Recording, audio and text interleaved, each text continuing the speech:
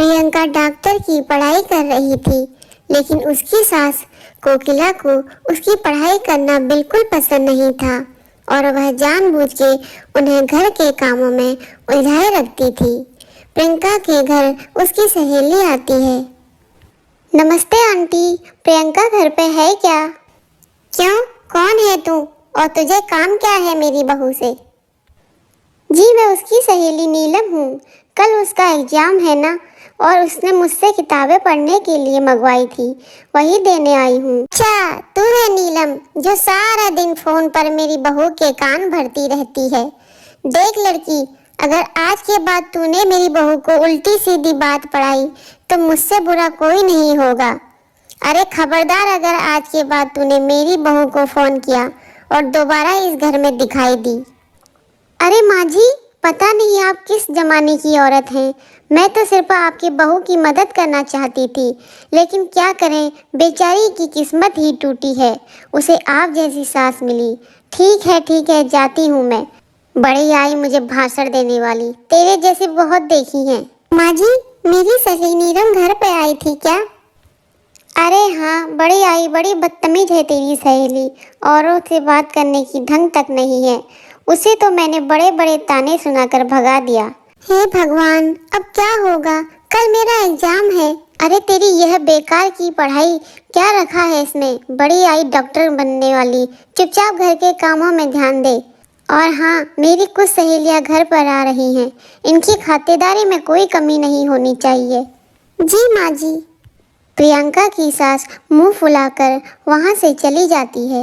अगले दिन पूरा समय प्रियंका सास की सहेलियों की खातिरदारी में घर के काम में लगा देती है और प्रियंका एग्जाम नहीं दे पाती। उस रात प्रियंका अपने पति करण को सारी बात बताती है। अब क्या बोलूं मैं, ये माँ भी ना। चलो कोई बात नहीं, और तुम अपना मुंह ठीक कर लो, अगली बार अच्छे से ठीक से पढ़ाई करना। अरे ओ कोकिला बहन, प्रियंका घर पे है क्या? क्या हुआ भारती, तू इस तरह लंगड़ा के क्यों चल रही है? अरे क्या बताऊं कोकिला बहन, सीढ़ियाँ उतरते उतरते मेरा पैर फिसल गया, पैर में सूजन आ गई, इसलिए तेरी बहू से दवा करवाने आई हूँ।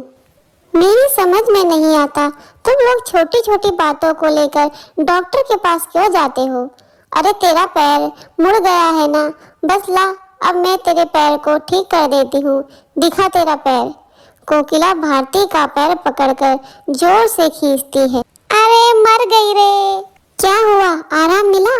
एक तो मेरा पैर पहले से ही मचका हुआ है, कहीं ऐसा ना हो जाए कि ज्यादा ही मचकोड़ हो जाए।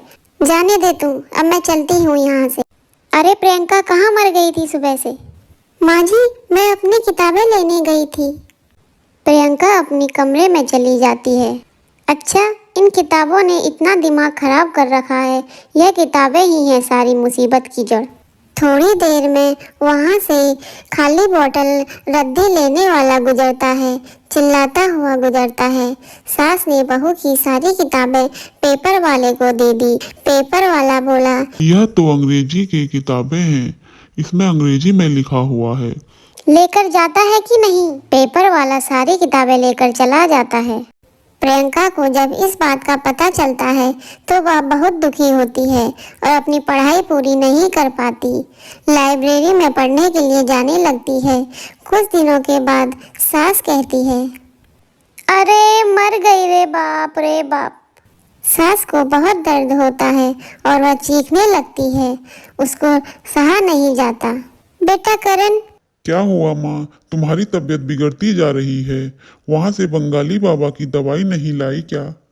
अरे नाम मत ले उस ठगी का, वह खुद का उपचार ही नहीं कर सकता, मेरा क्या खाक करेगा? ठीक है ना, प्रियंका को फोन करके बुला लेता हूँ।